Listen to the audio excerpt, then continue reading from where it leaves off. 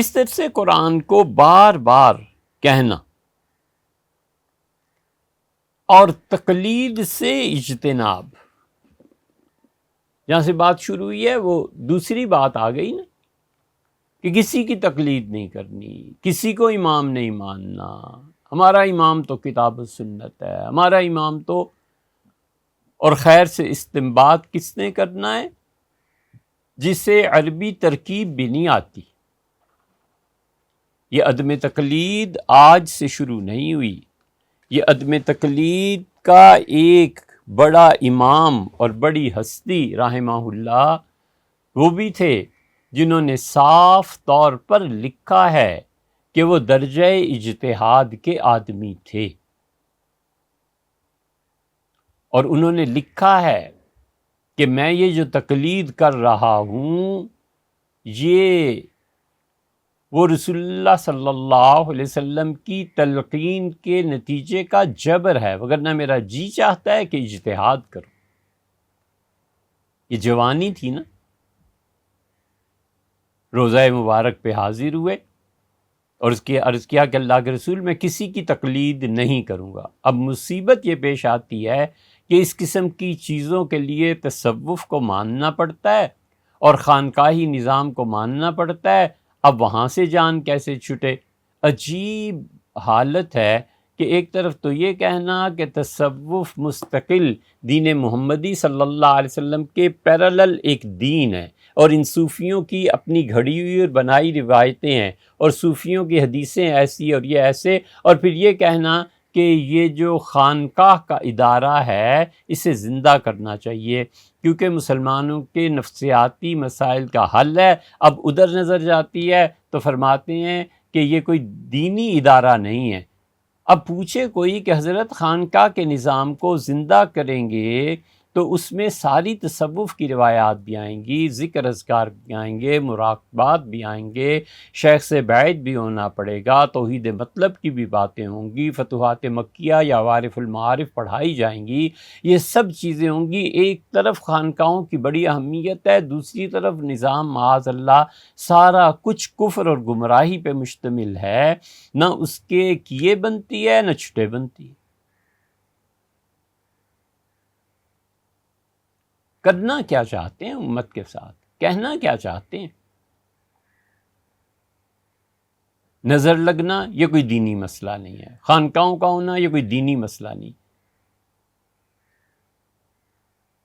پھر اسی کی تردید، پھر اسی کی تائید۔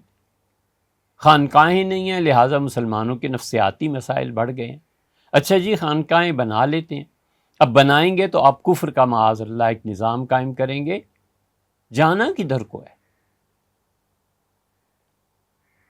سیدنا آدم علیہ السلام کا معاملہ ہے کہ دائیں طرف دیکھیں تو خوش ہوتے ہیں اور بائیں طرف دیکھیں تو روتے ہیں۔ اس لیے سوچنا چاہیے اور واضح طور پر یہ فیصلہ کر لینا چاہیے کہ ہم نے کسی کی تقلید کرنی ہے یا نہیں کرنی۔ وہ ہستی جو کہتی ہے کہ میری سرشت میں عدم تقلید ہے، اور وہ مجتہد اور فروعی اجتہادات میں وہ دعویٰ کر سکتے تھے، جب جوانی کا وہ دور گزرا اور عمر، سنجیدگی اور علم کی پختگی اور نظر کی وسعت، یہ سب چیزیں آہستہ آہستہ مندرس ہوتی چلی گئیں، تو اس ہستی نے پھر ایک کتاب لکھی، اور وہ کتاب ہے جو حضرت مراد ماری حضرت شاہ ولی اللہ محدث دہلوی رحمۃ اللہ علیہ سے ہے، اور انہوں نے عقد الجید فی احکام الاجتہاد والتقلید تحریر فرمائی۔ شاہ ولی اللہ رحمۃ اللہ علیہ کی عبارت پڑھو، جتنے اہل حدیث ہیں یہ سب کے جد امجد حضرت شاہ ولی اللہ رحمۃ اللہ علیہ ہیں۔ اس پہ یہ نہیں کہا جا سکتا کہ شاہ صاحب بھی تو ایک آدمی تھے نا جی، ان سے غلطی نہیں ہو سکتی، تو پھر ابو بکر اور عمر رضی اللہ عنہما آدمی تھے، ان سے غلطی نہیں ہو سکتی؟ وہ بھی تو آپ کا ایک طبقہ اور گروہ ہے جو کہتا ہے کہ تراویح یہ عمر کی بدعت ہے والعیاذ باللہ، صحابہ کرام رضی اللہ عنہ پہ اعتماد کا اٹھا دینا۔ کس حد تک جانا ہے؟ پھر اس سے بھی آگے بڑھ کے حضرت رسالت مآب صلی اللہ علیہ وسلم ولیعذ باللہ، وہ بھی تو ایک انسان ہی تھے نا انسان ہی تھے نا جی، قرآن اصل ہے۔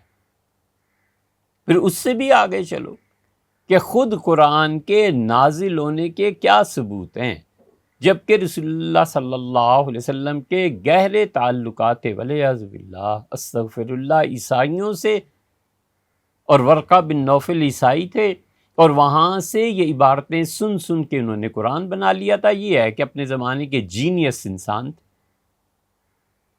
پھر برق کی کتاب بھی پڑھ لینا، 2 قرآن، پھر پرویز کا لٹریچر بھی پڑھ لینا، آخر کہیں رکنا ہے یا نہیں؟ اور اس کے بعد آخری مرحلہ جو حقیقت میں تو پہلے ہی طے ہو گیا تھا، اللہ کا انکار کر دو اور دین سے پھر جاؤ۔ یہ گمراہی کے راستے، ان گمراہیوں کا آغاز ہوتا ہے عدم تقلید سے، اور انتہا ہو جاتی ہے مرزائیت پہ اور بہائیت پہ۔ بس یہ پورا گمراہی کا سفر ہے۔ حضرت شاہ ولی اللہ رحمۃ اللہ علیہ نے، جو بہت بڑے صوفی اور ان کے والدین اور وہ بڑے انسان، اور جن سے عالم کشف میں حضرت رسالت مآب صلی اللہ علیہ وسلم سے باقاعدہ اجازتیں اور سب کچھ شامل ہے، ان کے فضائل پہ پھر کبھی بات صحیح۔ انہوں نے جو کتاب لکھی ہے نا، اس کا 3 باب قائم کیا ہے، اور باب کا عنوان یہ رکھا ہے کہ وہ کہتے ہیں یہ جتنے دیوبندی حضرات ہیں، ان کی سند بھی حضرت رحمۃ اللہ علیہ ہی سے گزر کے جاتی ہے۔ بریلوی حضرات ہیں، ان کی سند میں بھی حضرت شاہ ولی اللہ رحمۃ اللہ علیہ آتے ہیں، یا پھر وہ حدیث شریف ان کے اکابر پڑھنے چلے گئے تھے سندھ میں، ایک ان کی شاخ ادھر سے بھی آتی۔ یہ سب شاہ ولی اللہ رحمۃ اللہ علیہ کا خاندان ہے۔ کیا خوب لکھا تھا مفتی عنایت احمد صاحب رحمۃ اللہ علیہ نے کہ رسول اللہ صلی اللہ علیہ وسلم نے فرمایا کہ طوبیٰ جنت میں ایک درخت ہے، اور ہر جنتی کے گھر میں اس طوبیٰ درخت کی ٹہنی ضرور پہنچے گی، وہ اتنا برکت والا ہے۔ یہی ٹھیک حالت حضرت شاہ ولی اللہ صاحب رحمۃ اللہ علیہ کی ہے کہ علم کا کوئی خانوادہ بر صغیر کا ایسا نہیں ہے جس میں شاہ ولی اللہ رحمۃ اللہ علیہ آتے ہوں۔ شاہ صاحب رحمۃ اللہ نے یہ 3 باب باندھا ہے، اور وہ کہتے ہیں کہ میں یہ باب باندھ رہا ہوں کہ ائمہ 4 شافعی، حنبلی، مالکی، حنفی، ان 4 ائمہ کی تقلید کو بالکل نہیں چھوڑنا، والتشدید فی ترکہا، اور میں پوری قوت شدت سے بیان کر رہا ہوں کہ اگر کوئی شخص ان 4 ائمہ کی تقلید چھوڑ دے گا، والخروج عنہا، اور ان 4 کے علاوہ کوئی 5واں فتویٰ دینے لگے گا، تو اس کی گمراہی کتنی زیادہ ہو جائے گی۔ یہ شاہ صاحب لکھ رہے ہیں، اسی لیے ہم تقلید پہ اتنا زور دیتے ہیں، اور ہم عدم تقلید کو بار بار جو گمراہی کہہ رہے ہیں، ہم نہیں، پیچھے سارے کھڑے ہیں۔